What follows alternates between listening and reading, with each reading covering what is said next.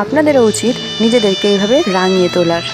জানেন তো, এই ঘাসগুলো আঁকতে না আমার বড্ড মজা লেগেছে। যাকগে, আমার আঁকা তো মোটামুটি শেষ। এখন বলুন তো, একটা মজার কথা শুনবেন? এই যে দুটো পাখি যারা মনের সুখে গল্প করছে, জানেন আমার বাড়ির বেড়াল দুটো তাদেরকে সত্যি ভেবে এই বেসিনের ওপর উঠে ওদের ধরতে গেছিল, কিন্তু যথারীতি পারেনি, কারণ পাখি দুটো তখন উড়ে গেছিল। এত গরমে ঘাম ঝরিয়ে যখন এটা করছি, লাইক তো একটা দেওয়াই যায়, তাই না?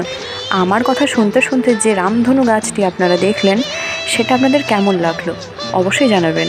আজ আসি তবে, আবারও কথা হবে অন্য একটা ভিডিওতে। ভালো থাকবেন, টাটা।